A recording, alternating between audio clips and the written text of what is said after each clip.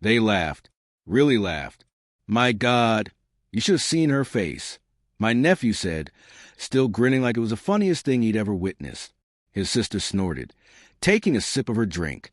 She was crying at the airport like a lost puppy. Hilarious. They were talking about my daughter, my 18-year-old, stranded and alone. They had left her behind in a foreign country, in a do-not-travel zone, during a family trip. They boarded their connecting flight home without her, and they thought it was funny, a harmless prank, according to my sister-in-law. I didn't yell. I didn't smash anything. I simply looked at each of them, one by one, memorizing every detail. My brother's smug smirk, the guiltless shine in my nephew's eyes, the casual cruelty in my sister-in-law's laugh. Then I said softly, "Excuse me for a moment." And that's when it began.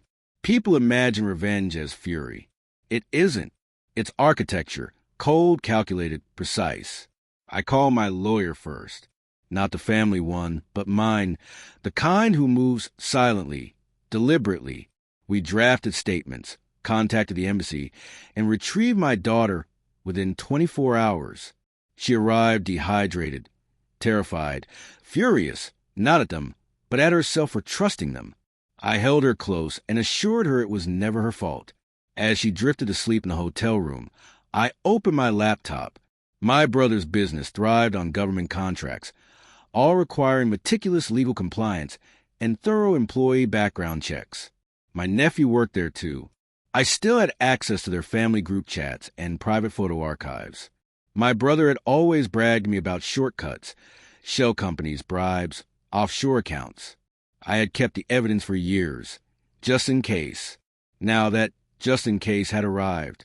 I spent the night compiling a tidy chronological file, fake invoices, undeclared transfers, even dinner receipts that didn't align with certain payments.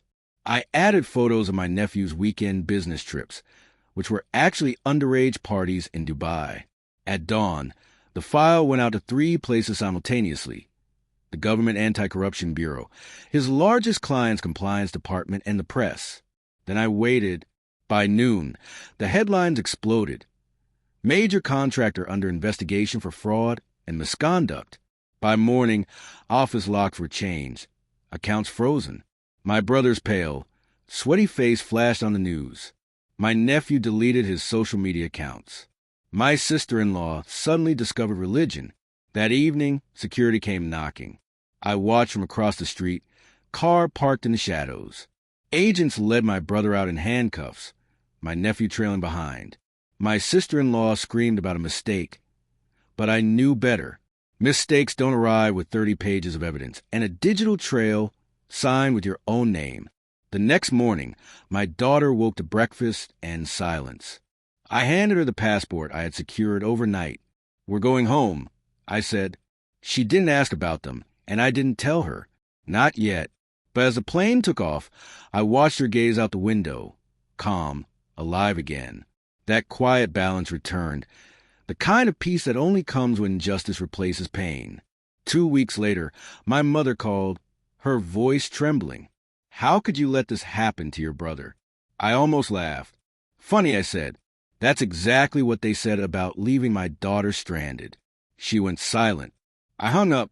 They always said I was soft, quiet, the one who wouldn't fight. They were right. I don't fight. I build.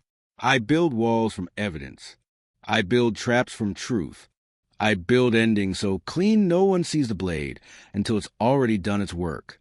Last week, my daughter and I drove past the same airport where it all began. She looked stronger now. Her laugh, the one they tried to humiliate, was whole again. "They'll be fine," she said softly. "They always land on their feet." I smiled. "They might," I said, "but not this time." The investigation didn't just expose fraud. It unearthed something far deeper. Stolen land titles, falsified contracts, enough to destroy everything they'd built. And while they scramble to save themselves from prison, my daughter and I are moving into their house, legally, the one purchased with company funds. She doesn't know that part yet. She only knows the key fits perfectly. Justice doesn't shout. It doesn't boast. It walks quietly through the ruins, head held high, Carrying the peace the guilty can never know. And that, I realized, is exactly what I had done.